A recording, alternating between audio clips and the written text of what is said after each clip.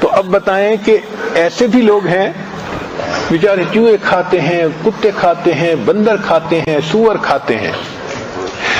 یا اللہ تیرا کتنا ہم پر کرم، ہم تو ساری زندگی سجدے میں پڑے رہے. اللہ ہم آپ کا شکر ادا نہیں کر سکتے کہ آپ نے ہمیں ایسا دین عطا کیا، ایسی نعمت عطا فرمائی کہ بس معلوم کرو اور عمل کرتے چلے جاؤ.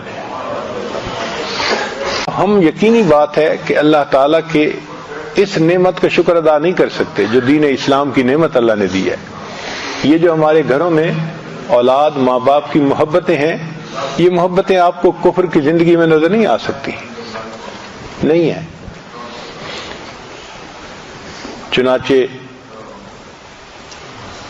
ایک ریاست ہے کنیکٹیکٹ، نیو یارک کے قریب ہے، نیو جرسی نیو یارک کے قریب ہے.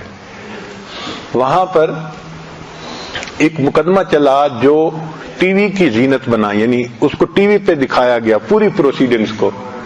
چونکہ سب نے دیکھا اس لیے میں بھی نقل کر رہا ہوں. مقدمہ کیا تھا؟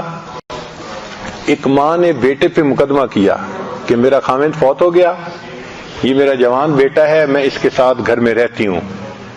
میرا مقدمہ یہ ہے کہ اس میرے بیٹے نے ایک کتا پالا ہوا ہے اور یہ دن میں تقریباً 3-4 گھنٹے اس کتے کے ساتھ گزارتا ہے. اس کو باہر لے کے جاتا ہے، کھانا کھلاتا ہے، اس کا خیال رکھتا ہے. 3-4 گھنٹے روزانہ یہ کتے کے ساتھ گزارتا ہے. میں اس کی ماں ہوں، میں اکیلی اداس ہوتی ہوں، میرا دل چاہتا ہے کہ یہ بچہ میرے کمرے میں 5 منٹ کے لیے آئے، یہ نہیں آتا. تو میں عدالت سے استدعا کرتی ہوں کہ اس کو حکم دیں کہ یہ روزانہ 5 منٹ کے لیے آ کے مجھے اپنا چہرہ ہی دکھا دیا کرے. ماں نے مقدمہ کیا اور وکیل کیا، بچے نے بھی اس کے مقابلے میں وکیل کیا، اور یہ مقدمہ چلا. دونوں طرف سے دلائل دیے گئے، اور دلائل دینے کے بعد جو مقامی قانون تھا اس کے حساب نے جج نے ججمنٹ دی کہ جی کتا اس لڑکے نے پالا ہوا ہے، کتا اس کی لائبلٹی ہے. 2 گھنٹے لگیں 5 گھنٹے لگیں اس کو لگانے پڑیں گے اس کی ضرورت کو پورا کرنے کے لیے، چونکہ اس کی ذمہ داری ہے. رہ گئی ماں، تو چونکہ بچے کی عمر 18 سال سے اوپر ہو چکی، اس کی ماں اس کی جو ہے لائبلٹی نہیں ہے. ہم قانون کے مطابق بچے کو مجبور نہیں کر سکتے کہ اپنی ماں کو روزانہ چہرہ دکھا دیا کرے.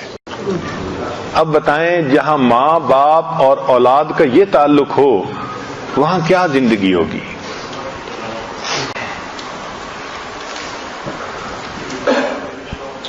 ایک مرتبہ میں ٹرین پہ سفر کرنے کا موقع ملا وہاں پہ،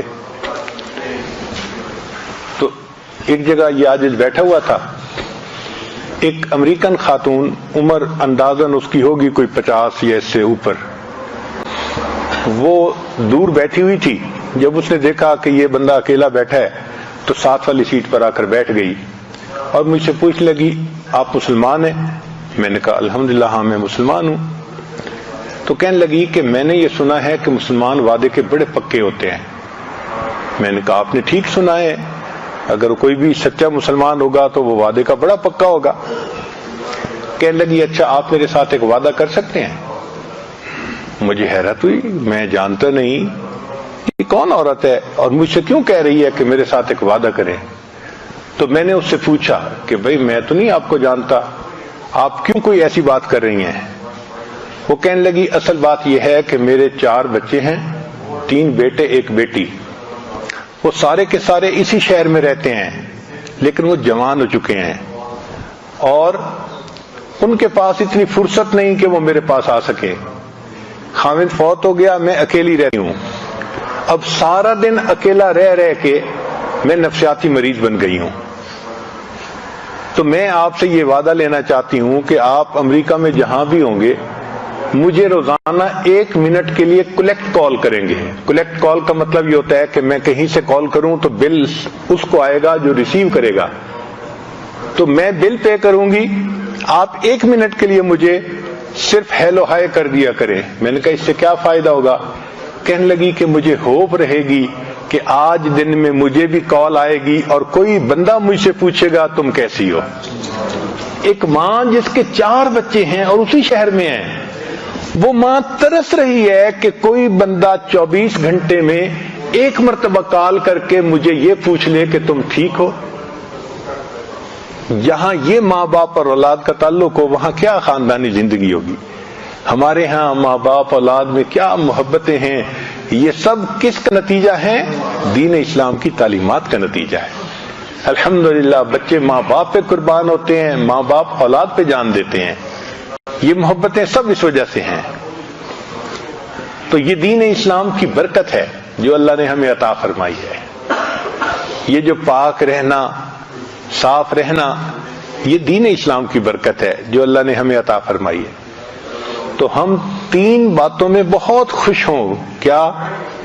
اللہ تعالیٰ سے خوش ہوں کہ وہ ہمارا رب ہے، نبی علیہ السلام سے خوش ہوں کہ وہ ہمارے پیغمبر ہیں، اور دین اسلام سے خوش ہوں کہ وہ ہمارا دین ہے. جو بندہ 3 چیزوں میں خوش ہو گیا، اب نبی علیہ السلام کی حدیث مبارکہ سن لیجئے کہ اللہ تعالیٰ کے حبیب صلی اللہ علیہ وسلم فرماتے ہیں ذاق طعم الایمان، اس بندے نے ایمان کا مزہ چکھ لیا. من رضی باللہ ربا، جو اللہ سے راضی ہو گیا کہ اللہ رب ہے، وہ بے محمد النبی، اور محمد صلی اللہ علیہ وسلم سے راضی ہو گیا کہ وہ ہمارے نبی ہیں، وبالاسلام دینا، اور اسلام سے راضی ہو گیا کہ وہ دین ہے. یعنی یہ 3 کام کرنے سے بندے کو ایمان کی لذت نصیب ہو جاتی ہے، چاشنی نصیب ہو جاتی ہے.